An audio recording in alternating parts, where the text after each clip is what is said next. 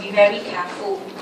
Okay, this is basically the interest rates charged by the central bank. Okay, so in this case, you can imagine if the discount rates were to drop, you can get more funds.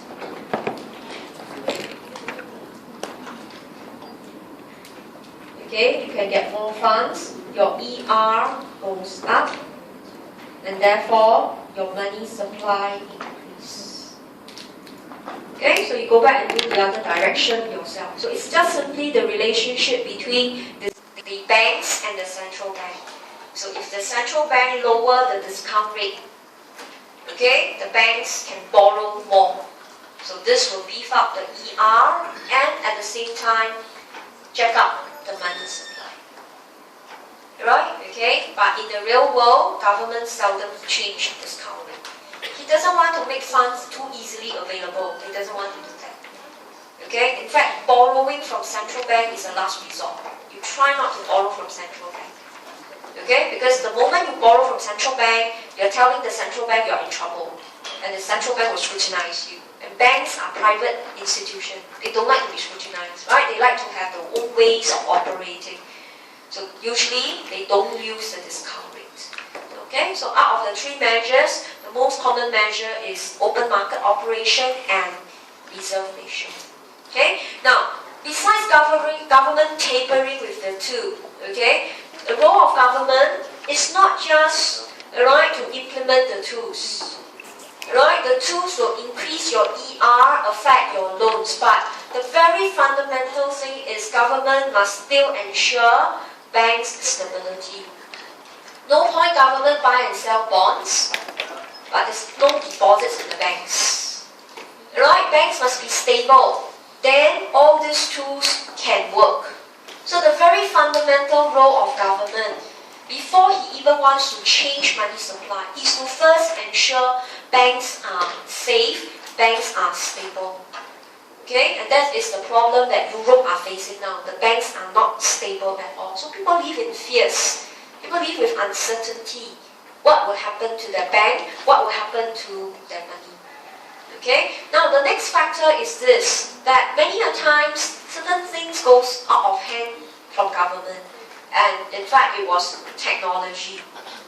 You can have very stable banks. You deposit money in the banks. Banks issue loans. Money will grow.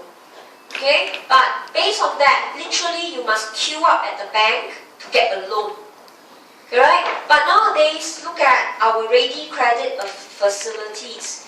Look at your 0% credit card installment. Credit card installment. These are actually ready loans that you get from the bank. Right? When you walk into, say, Best Denki, you were just shopping around and then you saw the latest laptop. And you saw 0% interest installment. You actually don't want to buy a laptop, right? But you were attracted by the 0% installment. They tell you, oh, only pay $99 per month. Then you say, $8.99 per month affordable. You end up buying. You see? So you easily take up loans from the banks. So with ready credit, okay, right, you actually increase borrowing. Okay, with the issue of credit card, debit card, and credit card can use anywhere, can earn points. Okay, and right now you know, if you actually go supermarket, you can use your credit card without even signing. You just tap on it for I think $30 spending. You see, every time you use credit card, it's a loan. Okay, it's a loan from the bank. It's just a 0% interest, but to the bank, it's a loan because you have to put back money to the bank. You see, so in this case, ready credit, credit card facilities, e-banking. Alright, at any time you can go online and apply for a loan over a phone call. All this tells us you actually make the growth of money even faster. So can government control money supply? Actually, the answer is no. Right? Government cannot have full control of money supply anymore. Because number one, he couldn't dictate what banks do to the ER. He cannot dictate at all. He could only advise them not to buy toxic assets. That's all. He can only advise them. But what ultimately banks did with the ER, government cannot intervene. Okay. Secondly, banks' stability. Right? Okay. Whether banks are stable or not, it's beyond government. Some banks choose to take risky moves. Right? Okay. The government cannot stop them.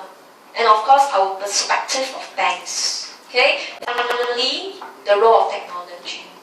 Money is growing so fast across the globe. Government couldn't really readily track it down. Okay, so money supply can nowadays only be influenced by government, not controlled anymore. That's why the economy we're living today has gone haywire, because they couldn't pin down the cause and the effect anymore. Okay, so this entire discussion is on measuring of money supply and government trying to influence money supply. Okay, so with that, now let's move on to